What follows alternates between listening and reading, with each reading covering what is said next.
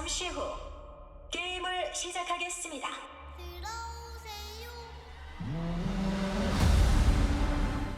Annyeonghaseyo. Hey everyone, welcome back to the channel where we cover some of the great Korean content out there.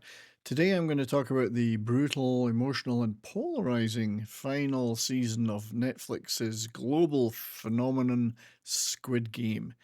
The 6 episodes of season 3 dropped on Netflix on June the 27th, 6 months after season 2, and as the events continued on directly from season 2, it's really a continuation rather than a standalone season. As well as addressing the key characters and cast, I want to touch on the main themes of the show and whether this finale is worthy of what we came to expect from Hwang Dong-hyuk's masterpiece that we were introduced to in season 1. Before we continue, please note this review will have light spoilers, but I'll keep the big twists under wraps as I want you to see the show for yourself. But please be aware there will be spoilers. And as always, if you could click the like button, share the video out, and consider subscribing, that would be awesome. 왜 날 안 죽였어? 왜 나만 살려둔 거야? 왜 나만 살려둔 거야?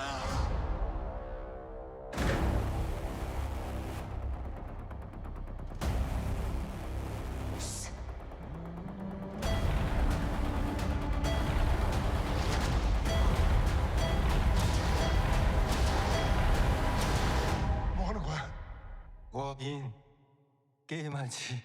So season 3 picks up right after the bloody cliffhanger of season 2, where Gi-hun's rebellion against the game's sinister architects failed spectacularly, costing him his best friend Young-bae.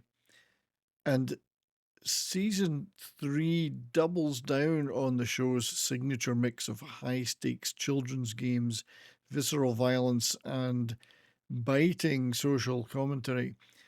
But does it recapture the magic of season 1, or does it stumble a little bit under the weight of having to continue the story?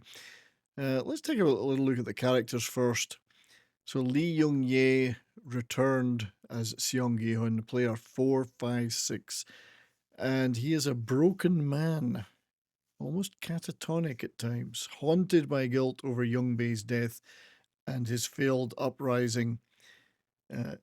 His transformation from the naive everyman of season 1 to a ruthless, grief-driven crusader has been really mesmerizing. He's such a good actor. His scenes do carry the emotional weight of the season. And after getting over the, well, he doesn't really get over, after his, well, as I say, almost catatonic response to his failed uprising, there is a touching development that shifts his outlook on life and gives him a reason to actually get up and finish the game, or at least see the game to its end, if I could put it that way. So also back, of course, is Lee Byung-hun as the frontman, Hwang In-ho, the game's puppet master. And his cold intensity anchors the season's darker moments, and there is a significant reveal about his past, which does add a lot of depth to his cynicism about human nature, and also to how he has ended up in this position as this cold, manipulative frontman. I do think that we didn't see enough of Lee Byung-hun in this season, because one of the high points of season 2 were the interactions between him and Lee Young-ye, both being stellar actors.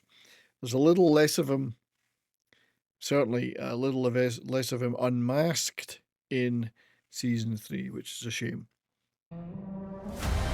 이제 여기서 제발 그만해 주세요. 그럼 어떡하겠다는 건데? 여기 앉아서 죽겠다는 거야? 나가자, 우리 살아야지, 준이야. 내가 도와줄게. 하나, 둘, 셋.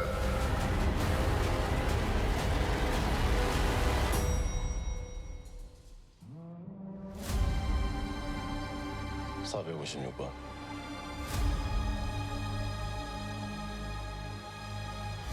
아직도 사람을 믿나?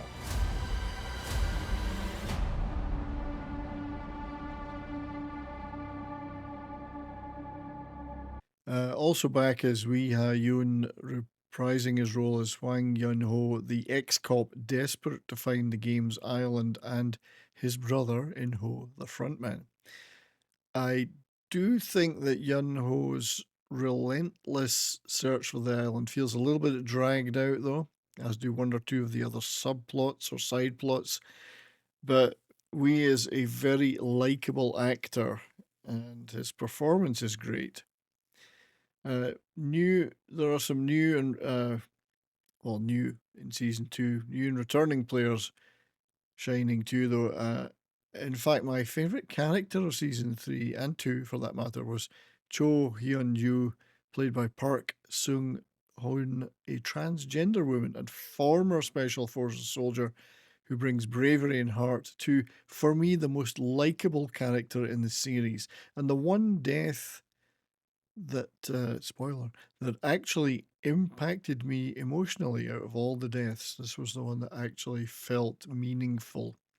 Great character, definitely the best. Some of the other players in this season really didn't interest me that much, possibly apart from Yuri's Kim Yeon-hee, who's a pregnant player, which elevates the stakes of the game, especially with what has turned out to be a very controversial baby-related plot. And I was somewhat interested in the subplot of Renegade Guard Kang No-yeol and her determination to save player 246, Park Gyung-suk, despite the danger to her personally. It was a nice touch having her rescue him, as it reunited two stars of Sweet Home, where the roles were reversed there, with Lee Yeon-ok rescuing Kang No-yeol's character in that show. So this time it was the other way around.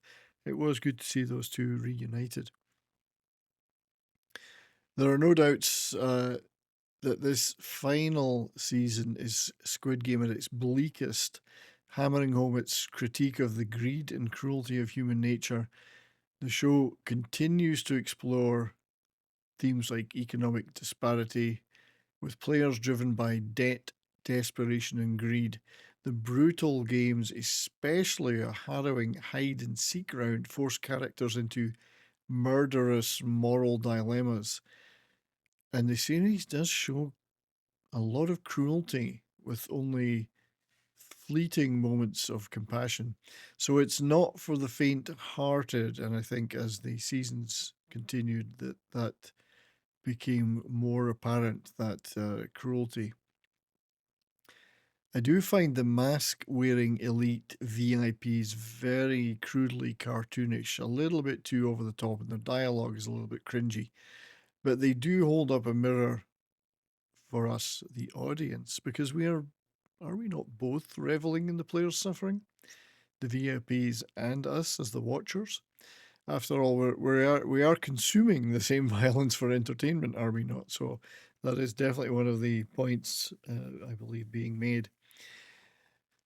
So, in the end, while I largely enjoyed the show, and certainly was gripped enough to want to continue to watch it episode after episode, nothing I think could ever hope to reach the surprise and ingenious impact of season 1. That first season was thrilling and emotional and packed a real visceral punch. I'll always have a huge soft spot for Squid Game season 1, being one of my first Korean television shows that I watched. I think the creator wrapped it up as well as he could, given he really didn't intend to make seasons 2 and 3, but I guess those Netflix dollars would sway anyone, which is capitalism at work for sure. The latter seasons didn't really add anything, but there were some ingenious games and some great performances, and I'd watch Lee Young-ye and Lee Byung-hun in almost anything. The production design, cinematography, and the acting were all top-notch, as we've come to expect from most Korean shows. And if I had to pick a favourite episode of seasons 2 and 3, that would be easy, though. It would be Gong Yu's recruiter episode, which was equally as good as anything in season 1, and certainly was the high point of the seasons 2 and 3. So yeah, for me, season 2, season 3 is still a gripping watch, even with its flaws. But what did you think of the finale? Drop your thoughts in the comments. Please don't forget to like, subscribe, and hit the bell for more Korean entertainment reviews. Thank you for watching. Until next time, stay well, and don't skip your meals. 안녕히 계세요.